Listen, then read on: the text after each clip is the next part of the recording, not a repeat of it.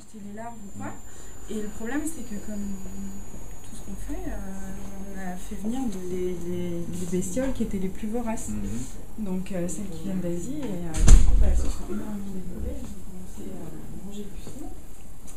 Je fais un petit film, ça vous dérange pas hein? Non. Comme ça, on pourra dire que vous étiez là. Voilà. C'est ça.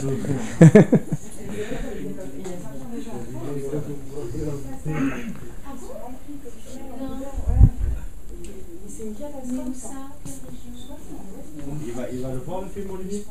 Normalement, ouais. Mais si vous me dites non, non.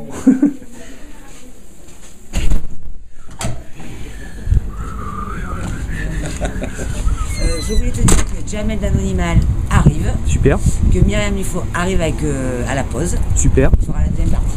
super. Voilà. Donc on n'attend plus que Nicolas, Voilà, il nous reste Jamel, Thomas. et on attaque. Et Thomas!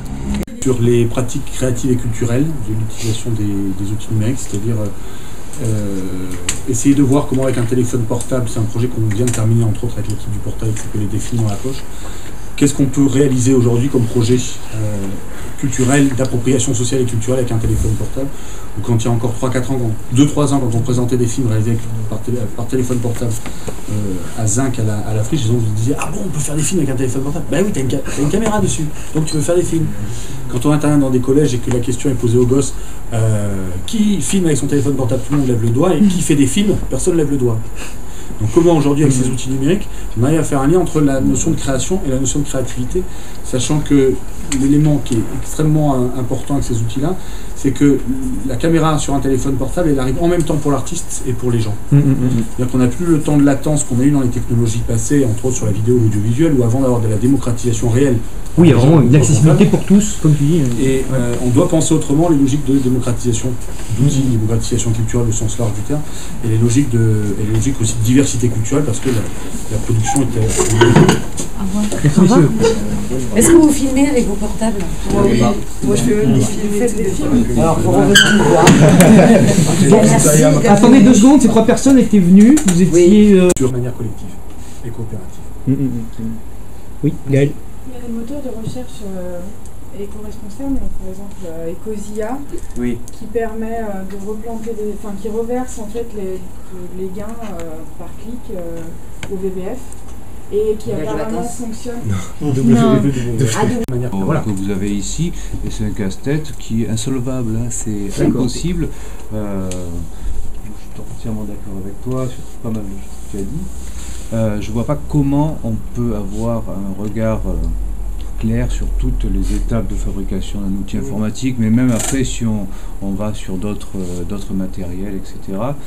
C'est vrai que l'agriculture, c'est assez clair, on peut y arriver, des circuits courts, à tendance biologique, on s'en sort. Mais après, tout le reste de la consommation qu'on fait au quotidien, des déplacements, tout ça, c'est un casse-tête affreux.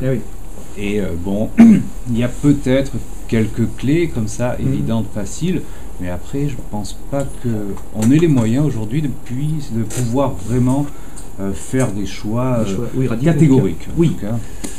Ouais, parce que moi je vous écoute, je me dis, mais franchement, nous éco-responsables.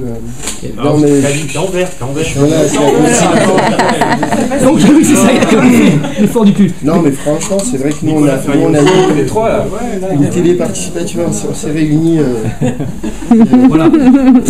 Mais moi, je ne saurais pas vous parler d'éco-responsabilité dans notre asso, parce que vraiment, on est. À la limite, c'est un peu, nous, on est vraiment le mauvais exemple. C'est tout le contraire. On est dans des bâtiments publics, CPA, où on ne paye pas d'électricité, donc il y a une consommation monstrueuse. Les lumières restent allumées tout le temps. Tu peux arriver.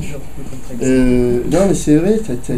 Et puis nous, dans notre structure, pareil, on fait nous de la vidéo, on utilise des machines et des caméscopes. Et ce qu'on leur demande, c'est d'être performant et le moins cher possible, quoi. Et on est un peu dans cette logique. Alors après, on utilise tout ce matériel avec de bonnes intentions pour favoriser la cohésion sociale, en tout cas le travail collectif, le projet en commun sur un territoire, sur le Jas de Bouffan, où on en manque cruellement.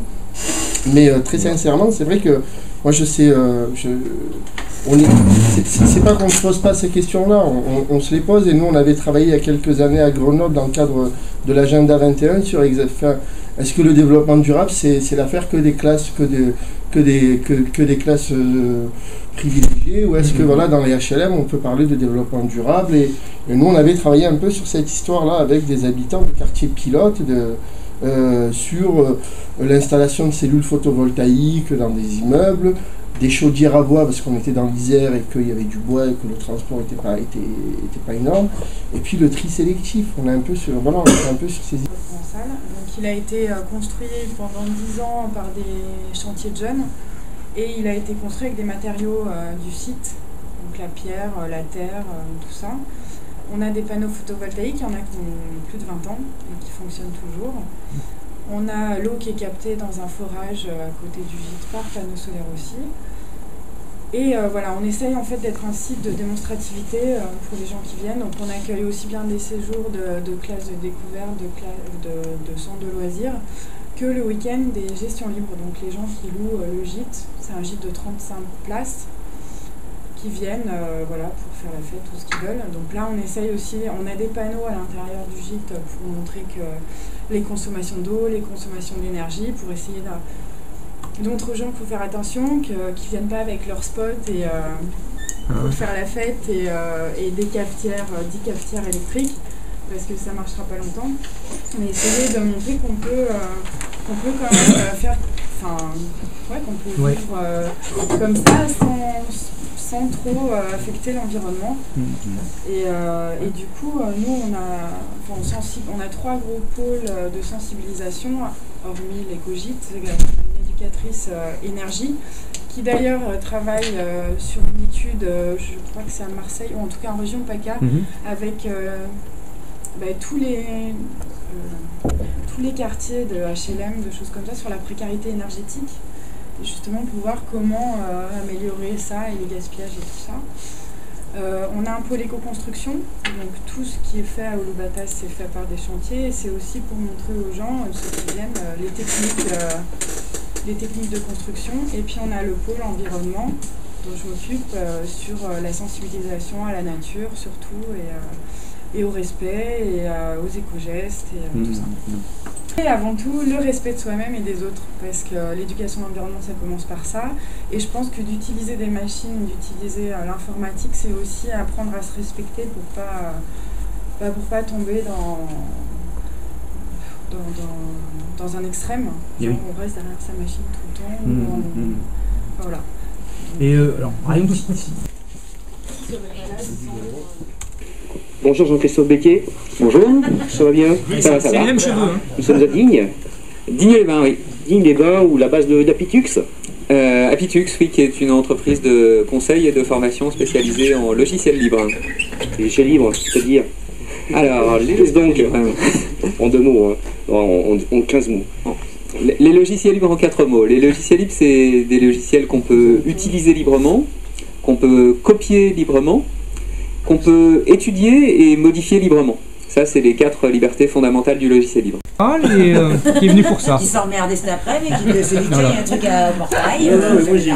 Avec un objectif commun qui est de promouvoir et défendre le Pardon, excuse-moi, oui. Non, avec le portail des savoirs, je suis venu quand même pour Tabasco Vidéo. Oui, ouais.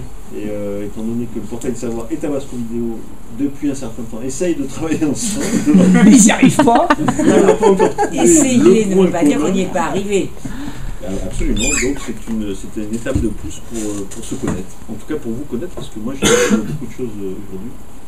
Et notamment votre attention sur l'environnement, l'éco-responsabilité, etc., dont j'ignorais absolument votre enjeu là-dedans.